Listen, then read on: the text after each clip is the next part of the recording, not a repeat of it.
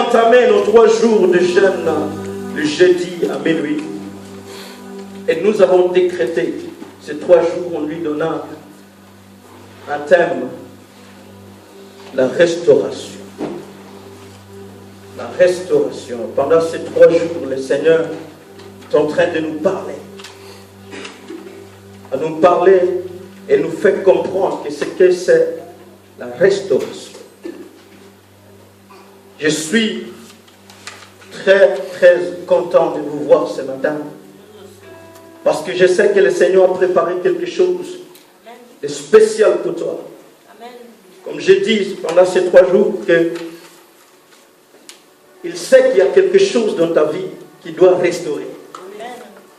Il le sait qu'il y a une faculté dans ta vie qui doit faire quoi? Restaurer. C'est pour ça qu'il t'a amené dans sa maison. Nous sommes contents de voir notre papa dans notre milieu. Que le Seigneur vous bénisse, papa. Amen. Amen. Le Seigneur a fait un grand travail. Et je remercie l'Éternel.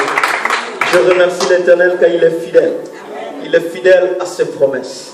Il n'abandonne pas ses enfants. Amen. Alléluia. Nous tournons vers le livre de Joël, chapitre 2. Joël, chapitre 2. Bien-aimés, ces 3 jours nous sommes bénéfiques parce que quand le Seigneur appelle son peuple à la prière, quand l'Éternel appelle son peuple à lui invoquer, quand le Seigneur appelle son peuple à lui implorer, c'est que le Seigneur, il sait que dans son peuple, il y a quelque chose d'important pour lui. C'est-à-dire qu'il a déposé une vie. Il a déposé son souffle. Il a déposé sa potentiel dans l'homme. Et ce même homme que Dieu ne veut pas qu'il reste dans sa situation, dans sa condition. Dieu fait appel à son même peuple qu'il puisse revenir à lui.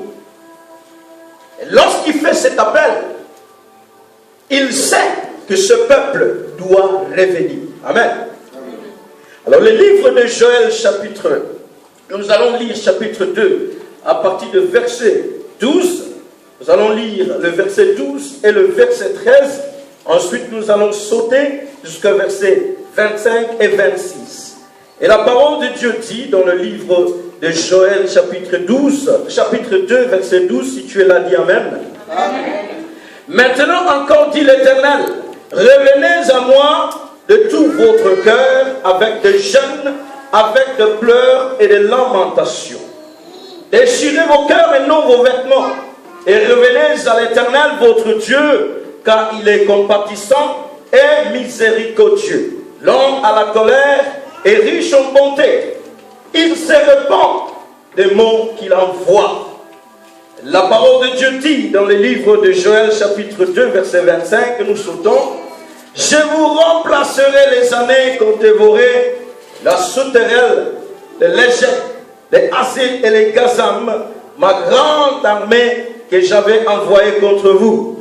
Vous mangerez et vous rassasierez et vous célébrerez le nom de l'Éternel, votre Dieu, qui aura fait pour vous des prodiges, et mon peuple ne sera plus jamais dans la confusion. Dites Amen. Amen. Joël, le serviteur de Dieu, qui prend l'office de prophète, le Seigneur lui donne une parole après une année de dévastation, après une année de confusion, après une année de destruction. Destruction de quoi? De la ville de l'Éternel. Cette ville avait les gens qui comptaient sur les plantations. Ils comptaient sur ce qui sort, la production de la ferme. Alors, désobéissance, le Seigneur envoie une armée de souterrains, une armée de Gazam, une armée qui va détruire toute la production. Alors tout est dévoré et il n'y a pas de récolte. Le récolte, on n'en parle plus parce qu'il n'y en a plus, on a dévoré par les souterrains. En 1994, il y a eu une sécheresse qui a frappé mon pays d'origine, le Kenya. Et je me souviens très bien que lorsque il y avait la sécheresse, rien ne pouvait être planté et germé. On ne pouvait pas compter sur la récolte parce qu'il y avait la sécheresse.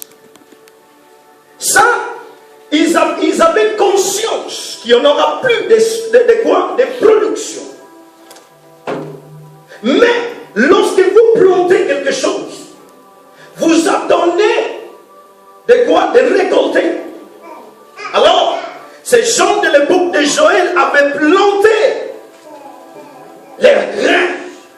Ils attendaient la production, la récolte. Les grains sont semés. Ils ont fait le nécessaire pour que ça pousse bien. Mais à un moment donné, les souterrains ont envahi les plantations. Nous voyons cela dans le livre de Joël, chapitre 1. C'est une histoire qui est énumérée. Et pendant cette année, il y a eu rien comme récolte. Parce que tout a été dévoré. Alors, Joël reçoit encore le message de la part de l'Éternel.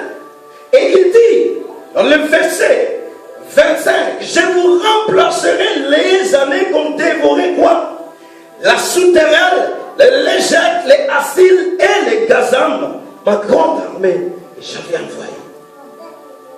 Le Seigneur revient vers son peuple.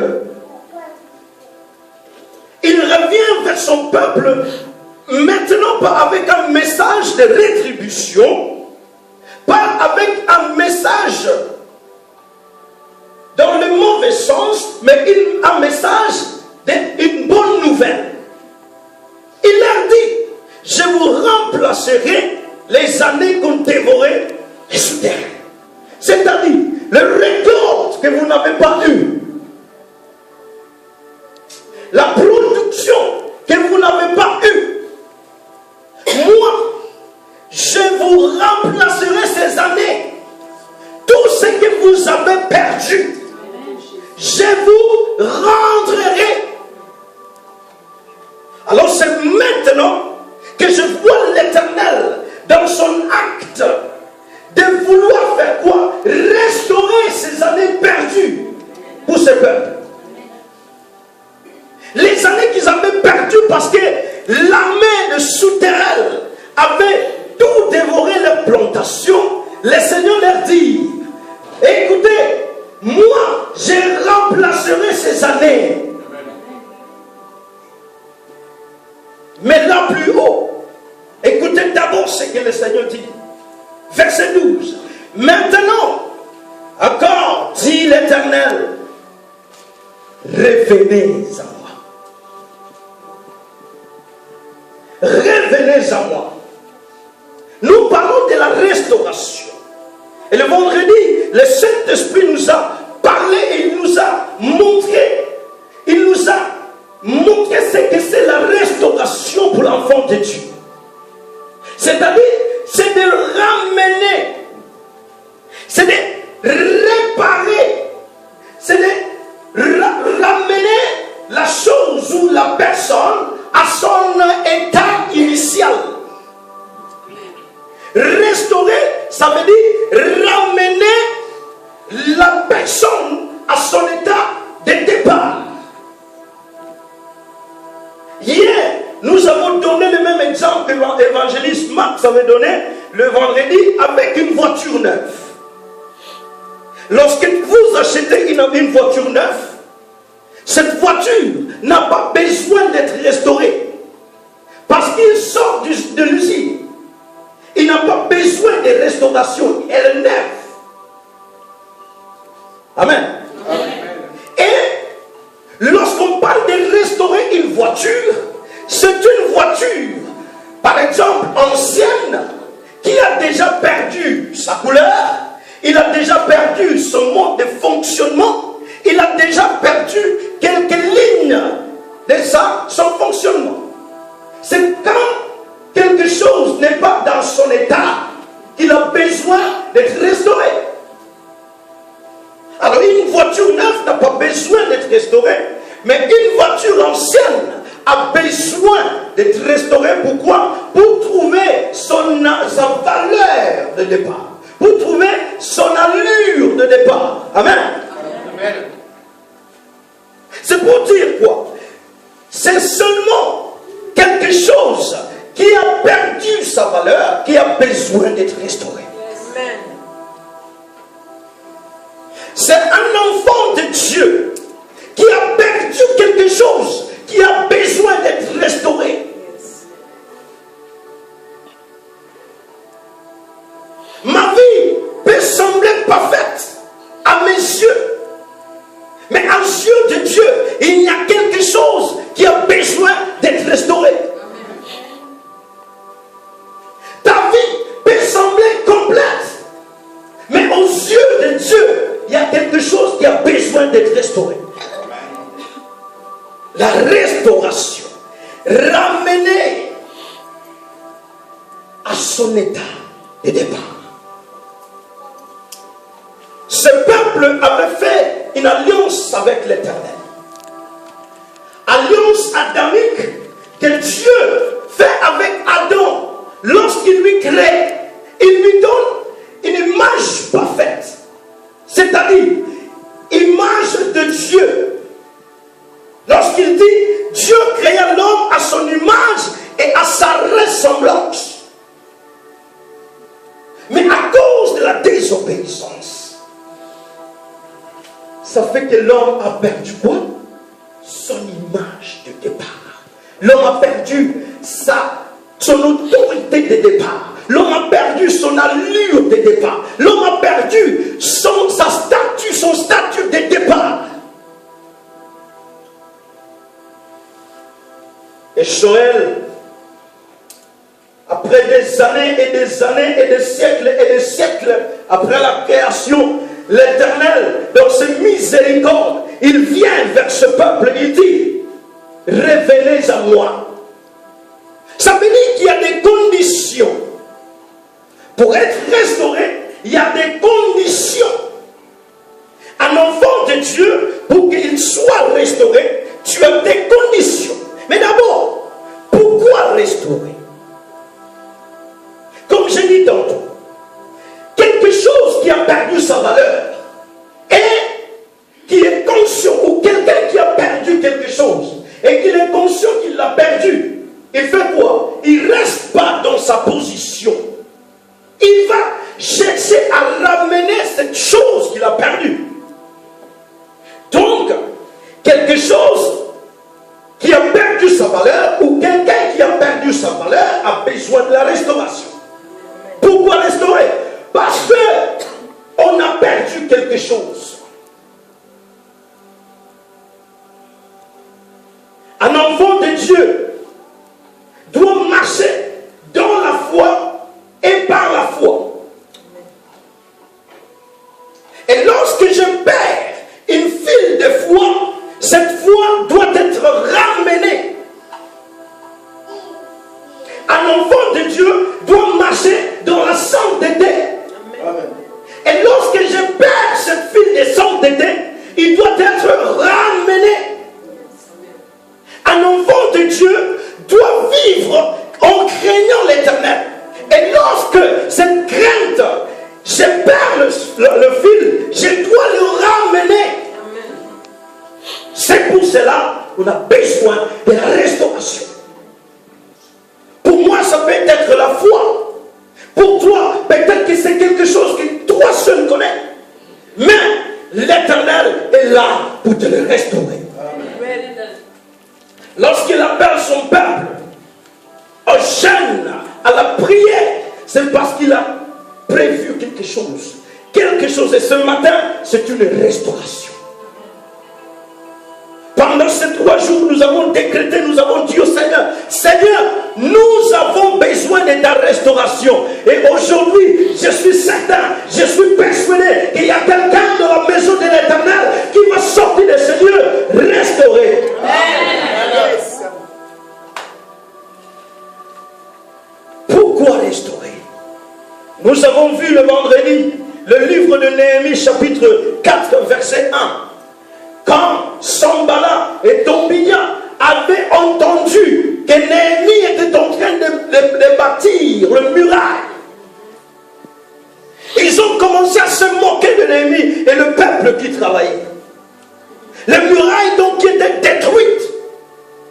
Le muraille qui était ravagé par l'armée de Babylone.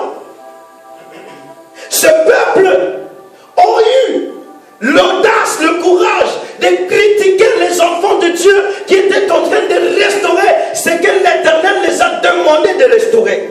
Alors Sanballat et Tobia, ils ont commencé à critiquer, à dire, ils construisent. Est-ce que ça tiendra? Est-ce qu'ils arriveront? À un moment donné, ils ont même dit que si un renard saute sur le mur, ça va s'écrouler. Il se permet de parler sur le travail que Dieu a lui-même cautionné à Néhémie. Néhémie commence à construire, à reconstruire le muraille qui a été ravagé. Ils étaient en train de restaurer la ville de l'Éternel. Ils étaient en train de restaurer la ville de Dieu. Ils étaient en train de restaurer ce lieu d'adoration, Jérusalem, la ville sainte de l'Éternel. Pourquoi? Parce que la parole de Dieu dit dans le livre de Néhémie qu'il y avait une brèche. Lorsque la ville de l'Éternel est ravagée, et que le peuple qui sont dedans, ils ne seront jamais en sécurité. Parce que c'est ce muraille-là qui les garde. Mais ce muraille, ils étaient détruits. Ce muraille, ils étaient quoi? Ravagés. Alors le peuple qui était dans la ville, ils étaient en insécurité. Alors il y a eu besoin de faire quoi? Restaurer le muraille. Lorsque le peuple de Dieu ne sont pas entourés, vous avez une brèche, vous avez besoin de la restauration. Amen. Lorsque la protection autour de moi, il n'y a plus, qu'est-ce que j'ai besoin? De la restauration. J'ai besoin que ce muraille soit restauré. Yes. Quand ta relation avec Dieu est cassée, et qu'il y a une brèche, il y a un point que l'ennemi peut utiliser pour t'attaquer. Bien aimé, ce que tu donnes, tu as besoin, c'est la restauration. Amen. La ville sainte de l'Éternel a été ravagée. Il n'y avait plus de protection. Alors Néhémie reçoit le message. Reconstruit. Il prend le peuple. Il met les hommes stratégiquement. La parole de Dieu dit qu'ils étaient en train de bâtir avec une main, avec des truelles et des marteaux. Avec l'autre, ils avaient les reins prêts à combattre. C'est-à-dire, ils avaient monté la vigilance. Lorsque tu es restauré, tu comprends que non, les choses ne restaient pas les mêmes. Lorsque tu es restauré, tu es conscient que oui, il peut encore attaquer. Mais même si le muraille est restauré, je dois être vigilant. Yes. Et cette vigilance a besoin d'être restaurée. Yes. Nous l'avons perdu quelque part au fil du temps. Mais nous avons besoin de cette restauration. Pourquoi restaurer? Dans les cadres de Néhémie, dans le livre de Néhémie chapitre 4, c'était parce que la brèche Le brèche était quoi? Était détruit. Le muraille était détruit. Et il y avait une brèche. Mais une autre raison pour la restauration, c'est le péché. Quand le péché entre dans la vie d'un enfant de Dieu, c'est une porte pour la destruction. Amen. Lorsque le péché s'installe dans la vie d'un enfant de Dieu, quand ça rentre, c'est une brèche, c'est un point que l'ennemi va utiliser. Pourquoi? Pour te détruire. Et quand le péché entre, bien aimé, ce dont nous avons besoin, c'est quoi? C'est de repentance et de ramener ma foi et ma vie spirituelle à son état de départ. Amen. Pour que ça se fasse, j'ai besoin de la restauration. Amen. Bien aimé, il y a longtemps que beaucoup des églises avaient oublié de mentionner, ne parlons même pas d'enseigner la sainteté. Pourquoi? Parce que les églises regardent le nombre. Lorsque tu parles de sainteté, personne ne veut rester. Lorsque tu parles de la vie sainte, quand tu suis l'Éternel, non, beaucoup prennent la porte. Alors des églises, ils ont dit, ah non, on ne va pas parler trop. Lorsque quelqu'un vit dans le péché, bien aimé, la seule chose que tu dois faire meilleure, c'est de lui dire, bien aimé, tu vis dans le péché. Le Seigneur n'aime pas le péché. Amen. Tu es en train de lui aider. Si je manque d'amour et que je vis, on est resté avec ma soeur, il m'a froissé le cœur, il m'a fait du mal que je ne supporte pas, et que le lendemain je ne veux plus lui parler. Ça m'a déjà arrivé. Qu'est-ce que le Seigneur te parle lorsque tu es dans ce cas-là? Il te dit, demande pardon. Et aime ton frère et ta soeur. Oui, il m'a fait du mal. Il m'a fait du mal. Je ne peux même pas lui parler. Parce que chaque fois que je lui parle, ça revient. Mais qu'est-ce que l'Éternel me dit? Pardon. Amen. Amen. Et c'est là, bien aimé, lorsque je n'arrive pas à pardonner, ce dont j'ai besoin, c'est la restauration. Amen. Que je puisse aimer mon frère, que je puisse aimer ma soeur. J'ai besoin de la restauration. Parce qu'au moins, le Seigneur avait déposé un cœur semblable à son cœur. Le cœur de Dieu, c'est un cœur d'amour. Si tu ne les crois pas, je peux te ramener jusqu'à ce verset controversiel. Ce verset qui dit que Dieu a tant aimé ce monde. Il a tant aimé ce monde. Dans son cœur réside l'amour. Lui, il s'appelle amour. Et donc Dieu a déposé en moi un cœur d'amour, d'aimer comme lui, il m'a aimé. Combien je lui ai fait du mal dans mes péchés, dans la multitude de mes péchés. Il est venu vers moi, il a dit, fils, je te prends, je te ramasse. Et c'est ce que le Seigneur nous demande de faire. Et lorsque cela est perdu, bien aimé, nous avons besoin de la restauration. Pourquoi restauration? Nous avons vu, c'est quand il y a une brèche. Deuxième point, c'est quand il y a le péché. Et troisième point, c'est ce que j'avais souligné tantôt quand j'ai parlé d'une voiture neuve. Quand on perd l'image, quand tu as perdu l'image de départ, tu as besoin de la restauration. C'est quoi cette image de départ? Je ne parle pas d'image de cette personne qui est voyante, noir, grand, petit, non.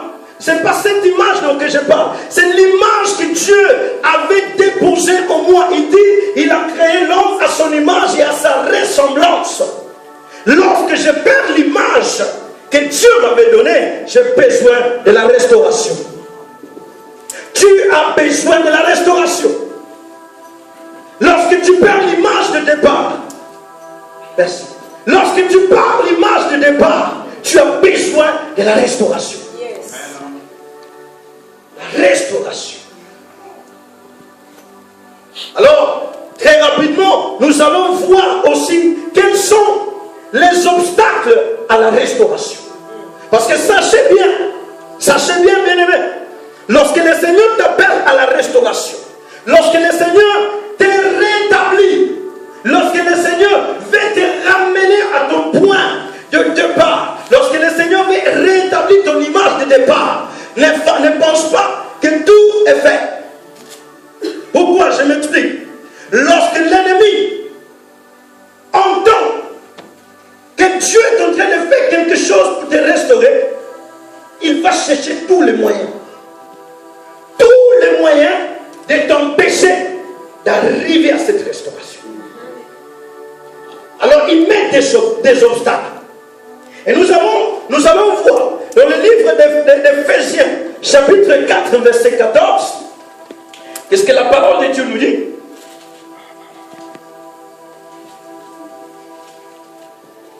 Les obstacles à la restauration.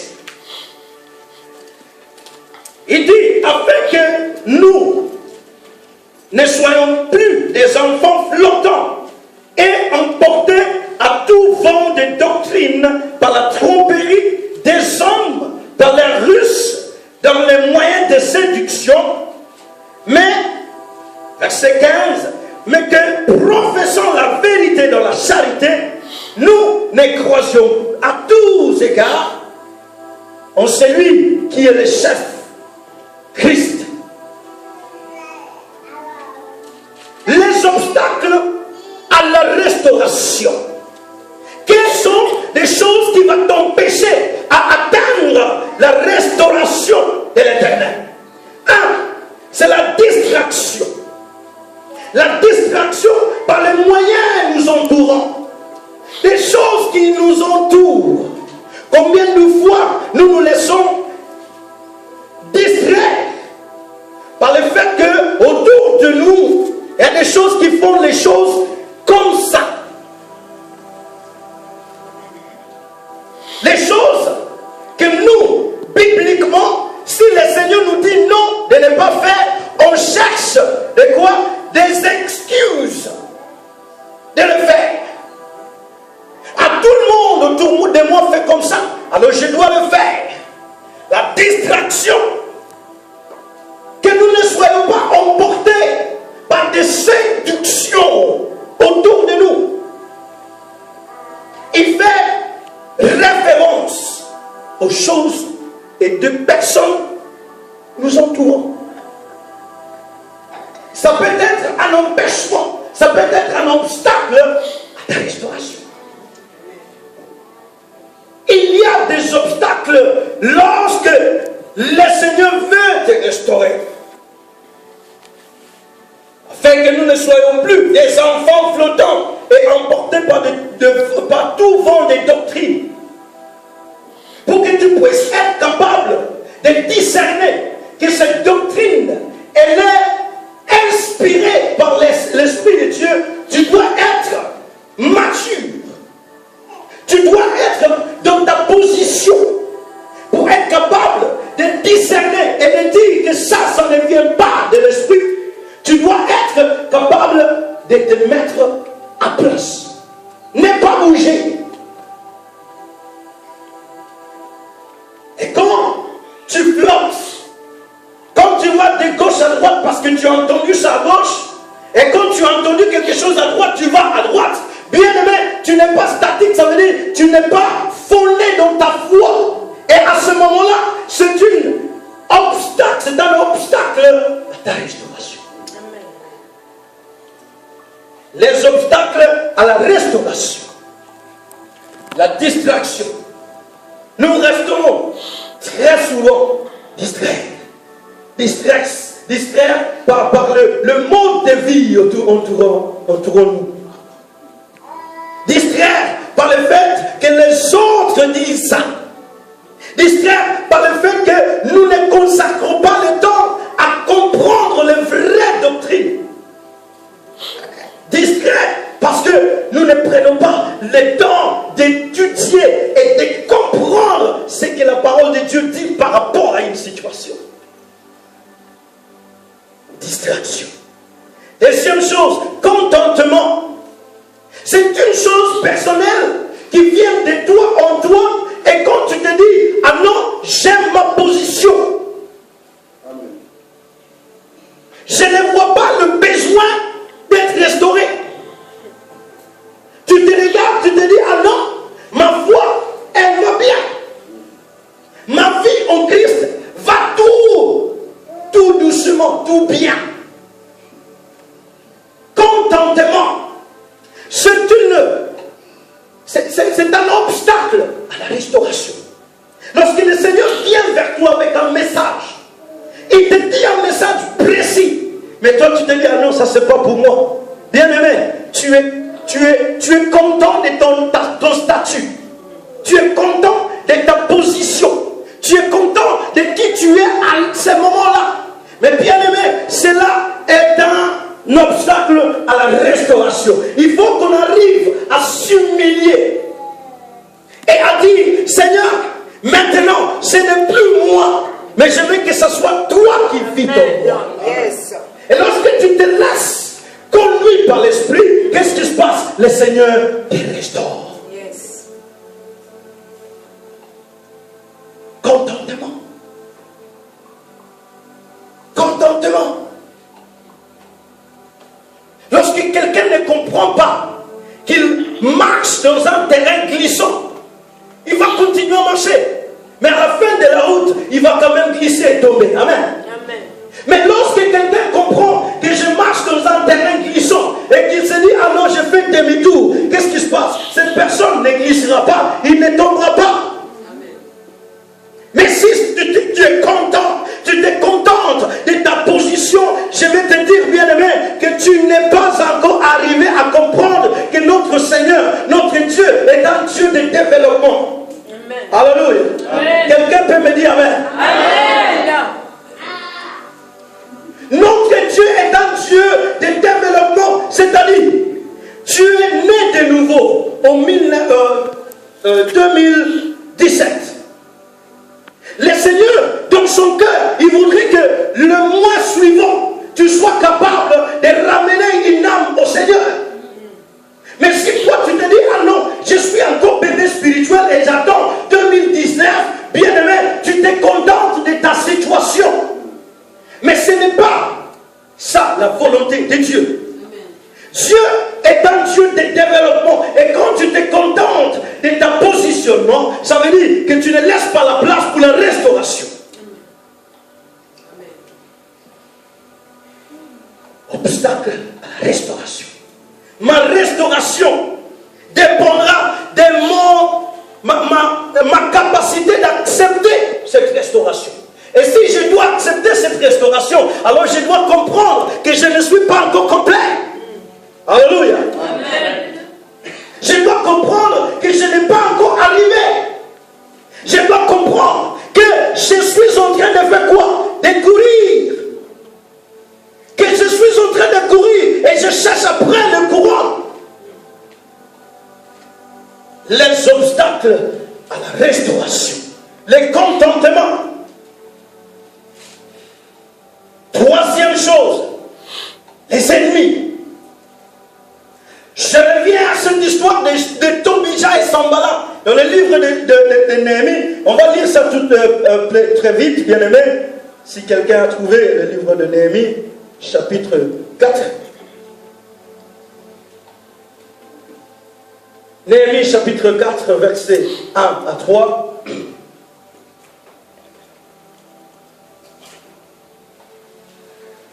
La parole de Dieu dit, lorsque Sanballat apprit que nous rebâtissons la muraille, il fut en colère et très irrité. L'ennemi de ta restauration, il est irrité.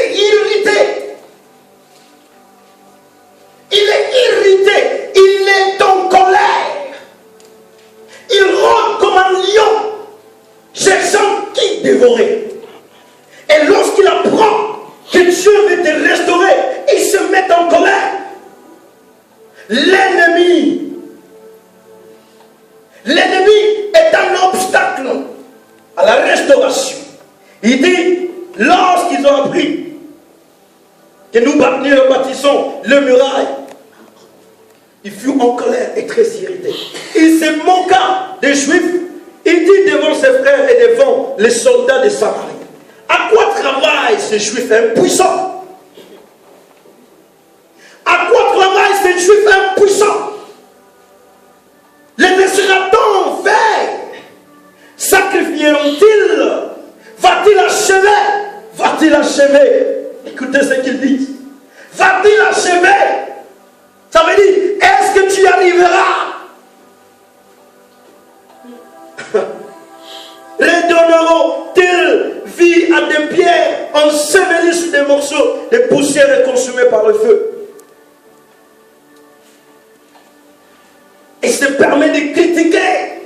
De critiquer ce que le peuple de Dieu avait reçu comme message de fait. Bien-aimé, ton ennemi, il ne dort pas. Il va tout utiliser contre toi. Il va utiliser tous les moyens. Si c'est des critiques qui viennent d'ailleurs, il va les utiliser. Lorsque Dieu veut te restaurer, bien-aimé, ton ennemi, il ne dort pas. Il ne dort pas. Il va tout faire pour revenir. Il va critiquer. Il va tout dire. Est-ce qu'ils vont-ils achever? Est-ce que tu arriveras?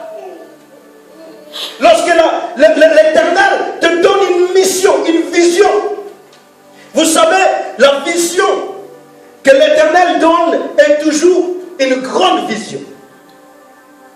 Et on le donne aux petits gens. Et lorsque l'Éternel te donne une vision, et que toi tu te rends conscient, tu prends conscience que oui, je suis le tenant de cette vision.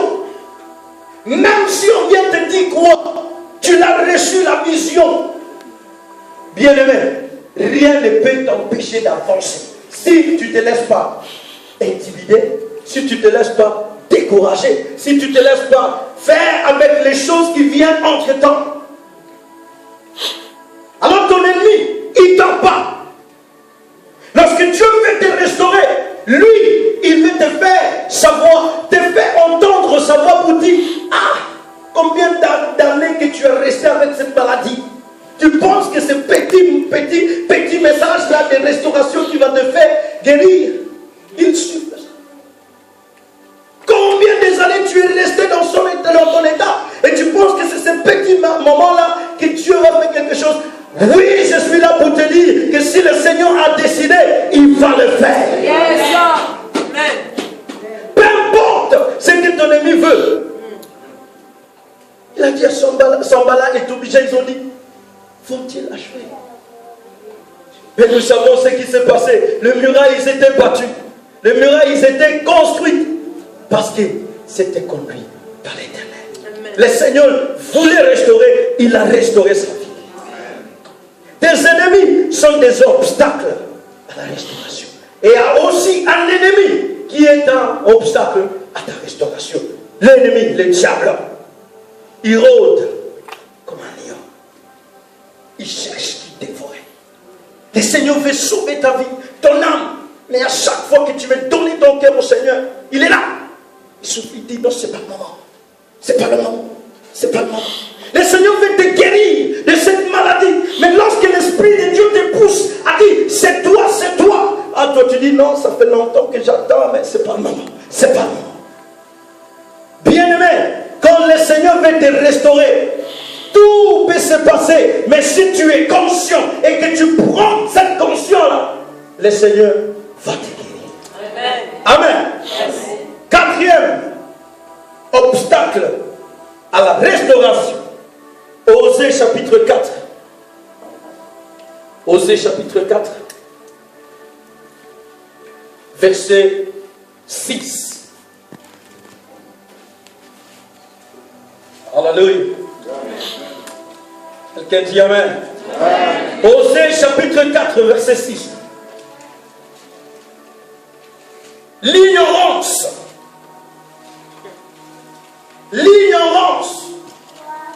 est un obstacle à ma restauration. Le Seigneur envoie sa restauration. Toi, tu es parmi le peuple de Dieu, mais tu ne comprends même pas que ce moment, c'est mon moment. Le Seigneur permet qu'on décrète 3 jours de jeûne et prière en termes de restauration. Mais toi, tu fais partie de l'église, mais tu dis que non, ça c'est laissé pour ceux qui sont de tous les jours. L'ignorance. La parole de Dieu déclare que mon peuple périt pendant de quoi? Des connaissances. Lorsque tu manques des connaissances, tu ignores des choses. Quelqu'un me dit amen. Amen. L'ignorance. Si Dieu veut restaurer, il faut déjà que je sache que mon Dieu est un Dieu de restauration. Amen. Parce que je ne serai pas restauré par ce Dieu si je n'accepte pas que c'est mon jour. Si j'ignore, je dis ah non, c'est pas pour moi. C'est pas pour moi. Ou bien, si je manque la connaissance de savoir ce que c'est la restauration, je passerai à côté. Et cette ignorance, c'est un obstacle à ma restauration. Dis-moi restauration. Restauration. L'ignorance est un obstacle à ta restauration. Mon peuple périt par manque de connaissances. Lorsque je sais que mon Dieu est un Dieu qui restaure, et que je viens devant lui, et je lui dis, Seigneur, restaure ma vie, il le fera. Amen. Je ne vois pas la raison pour laquelle il ne sera pas le faire. Parce qu'il est capable. Amen. La parole de Dieu déclare qu'il est le même hier, aujourd'hui et éternellement. Amen. Amen. Amen. Souvenez-vous de cette dame qui avait un problème de sang. Pendant 12 ans, cette femme a fait tous les allers et les retours partout, cherchant la solution. Mais quand Dieu a décidé qu'on Seigneur passait, elle a reçu sa guérison. Pourquoi? Parce que c'était le moment qu'on lui restaure sa santé. Dieu n'a pas changé. S'il a restauré la santé de cette femme, il est encore capable de le faire aujourd'hui. Dis-moi amen. Amen. Souvenez-vous de cet homme Zaché. Bien-aimé, cet homme n'avait plus de moyens. Il s'est dit, Seigneur, tiens. Quand tout le monde ne voyait pas sa valeur, Dieu l'a ramené à son point. Et il l'a restauré. Ce Dieu n'a pas changé. S'il permet que nous passions 3 jours, 3 jours à prier et à jeûner, à appeler, à invoquer la restauration, c'est qu'il sait que ma vie, moi, Teddy, a besoin d'être restaurée. Il sait que ma foi a besoin d'être restaurée. Il sait qu'il y a quelque chose en moi qui a besoin d'être restauré. C'est le cas avec toi ce matin. Je suis certain que l'Éternel est là pour te restaurer. Amen. Je suis certain qu'il est là pour me restaurer moi. Amen. Il est là pour restaurer son Église, pour que nous puissions toucher cette gloire qu'il a promis à son Église. Il dit dans le livre d'Agé que la gloire de ce dernier temple sera plus grand que le premier. Nous sommes ce dernier temple. Alléluia. Amen. Amen. Le Seigneur est en train d'élever une génération des hommes et des femmes qui sont restaurés, qui ne restent pas dans leur statut, qui ne se contentent pas par leurs moyens, par leur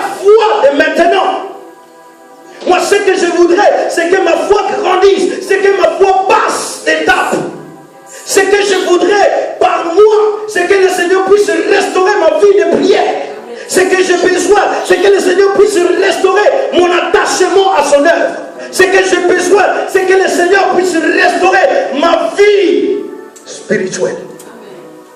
Tu en as besoin. La restauration. Et c'est cela que le Seigneur nous a promis pendant ces 3 jours. Il restaure. Il est en train de restaurer. Mon couple ne va pas. C'est le moment. C'est le moment de la restauration. Qu'il puisse ramener le premier amour. Alléluia. Amen. Dans mon lieu de travail, des choses ne se passent pas comme la première fois que j'ai signé le contrat. On m'appréciait bien. Je faisais des choses et ça passait bien. Je remettais tout à place et ça passait bien. Là, pour pouvoir restaurer cela. Amen.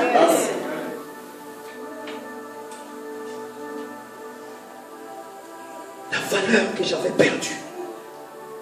La valeur donc que j'avais au départ. Que j'ai perdu au fil des temps. Même en face de ma famille. Ils ne me considèrent plus. Ils ne me donnent pas la considération comme je le mérite. Et bien aimé, je suis là pour te dire que le Seigneur est en train de restaurer cela. J'ai perdu la confiance de mes enfants. Mes enfants ne me parlent plus. Ils sont partis, je ne suis plus rien pour eux. Ah bien aimé, je suis là pour te dire que notre Dieu est un Dieu de la restauration et il peut restaurer des relations. Moi et mon père, on ne se parle plus. On ne se parle plus. Qu'est-ce qui est aussi difficile pour notre Dieu? Rien n'est impossible. Ton ministère ne va pas. Il y a quelque chose que tu as bien perdu au fil du temps. L'onction, la révélation que l'Esprit t'a donnée au départ. Il n'y a plus, tu ne le sens plus. Tu ne sens plus la présence du Saint-Esprit comme au premier jour où tu as reçu ce baptême de l'Esprit. Ah bien-aimé, je suis là pour te donner une bonne nouvelle, car le Seigneur est en train de restaurer les choses. Ce matin, je ne sais pas ton cas, mais je suis sûr et certain que si tu te livres à l'Éternel, si tu te livres totalement à lui, si tu te livres à sa restauration, il est capable de le faire. Amen. Il va le faire. Nous nous mettons debout, bien-aimés, nous allons prier. Nous allons prier pour la restauration. C'est le 3e jour et le dernier jour. Je vais dire au Seigneur, Seigneur, je ne veux pas que ces 3 jours passent sans que je reçoive ma restauration. Je ne veux pas que ces derniers jours me passent sans que je reçoive ma restauration. Cela doit être ta prière ce matin. Tu vas dire au Seigneur, Seigneur, tu connais ce point, cette condition dans laquelle je vis. Tu connais toutes les choses autour de moi et que tu es le seul capable de le restaurer. Alors tu vas lui dire, Seigneur, restaure. Restaure. Seigneur, restaure. Commence maintenant à invoquer la restauration. Commence maintenant à invoquer le Dieu de la restauration. Commence maintenant à invoquer le Dieu capable de restaurer au nom de Jésus. Lève ta voix, lève ta voix. Dieu Seigneur, j'ai besoin de la restauration. C'est lui qui te connaît. Il te connaît mieux que quiconque. Il te connaît mieux même que toi-même. Il est capable de te restaurer. Alors invoque son nom. Invoque son nom, invoque son nom. Invoque son nom, invoque son nom. On invoque la restauration. Le restaurateur.